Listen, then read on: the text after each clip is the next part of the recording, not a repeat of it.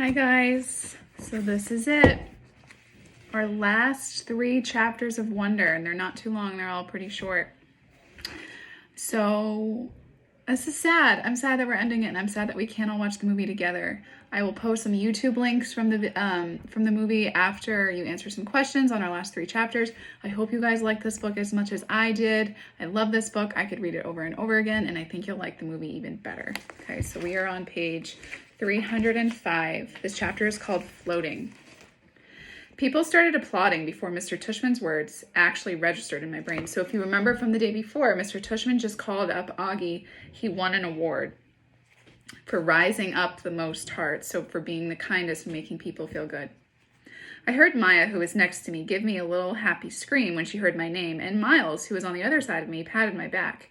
"Stand up, get up," said kids all around me, and I felt lots of hands pushing me upwards out of my seat, guiding me to the edge of the row, patting my back, high-fiving me.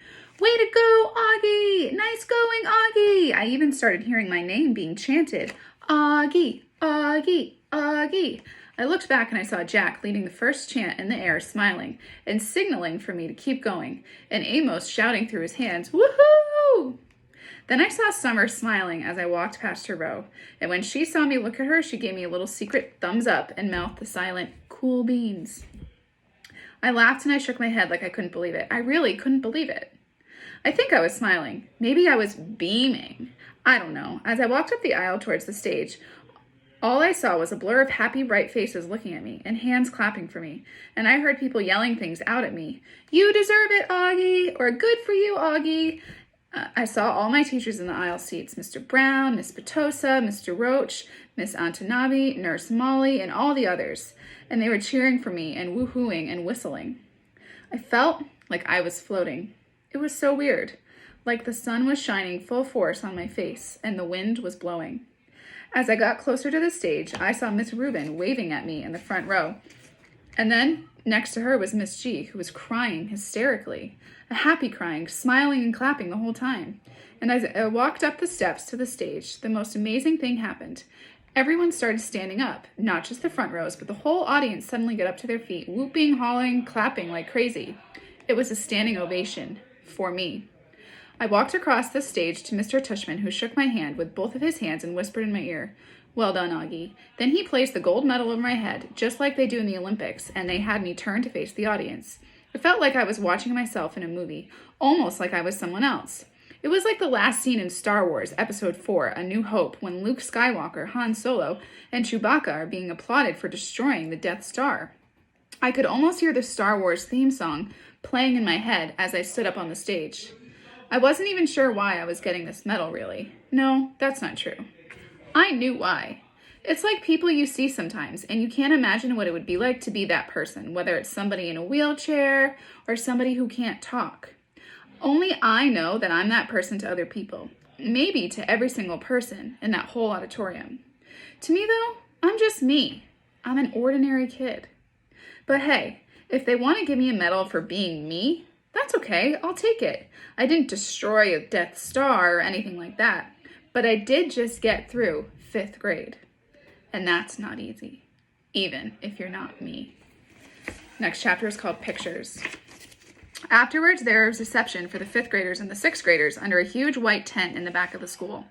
All the kids found their parents, and I didn't mind at all when Mom and Dad hugged me like crazy, or when Via wrapped her arms around me and swung me left and right about 20 times.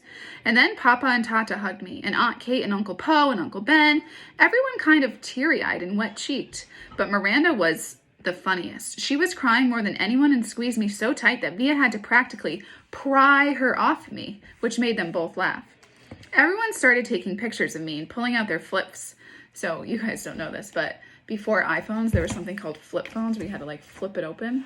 So that's what he means when everyone started pulling out their flips.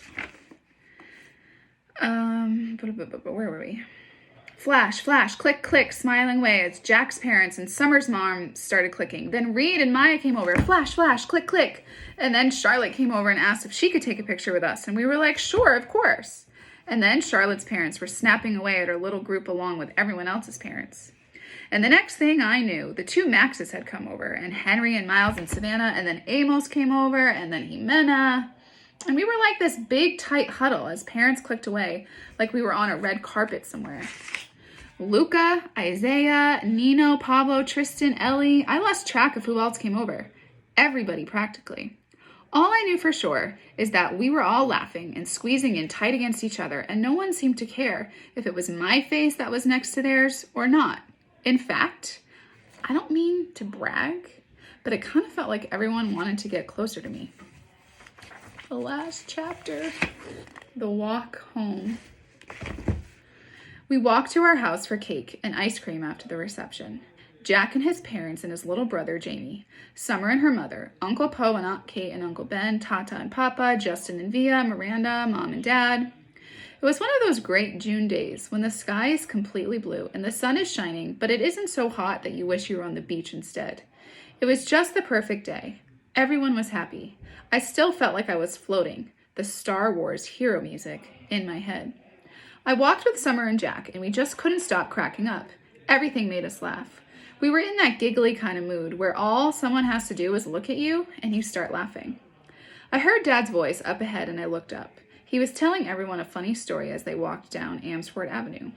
The grown-ups were all laughing too. It was like Mom always said, Dad could be a comedian. I noticed Mom wasn't walking with a group of grown-ups, so I looked behind me. She was hanging back a little bit, smiling to herself, like she was thinking of something sweet. She seemed happy. I took a few steps back and I surprised her by hugging her as she walked. She put her arm around me and gave me a squeeze. Thank you for making me go to school, I said quietly. She hugged me close and she leaned down and kissed the top of my head. Thank you, Augie, she answered softly. For what? For everything you've given us, she said, for coming into our lives, for being you. She bent down and she whispered in my ear, you really are a wonder, Augie. You are a wonder. Oh, I have chills. I have chills. I wish we could have finished that together. I wish we could be cheering and clapping and turning on the movie right now. But I'm so happy that you guys were able to at least listen to me finish reading. Go to Google Classroom, answer the questions, watch the videos, and we'll chat soon. Bye, guys.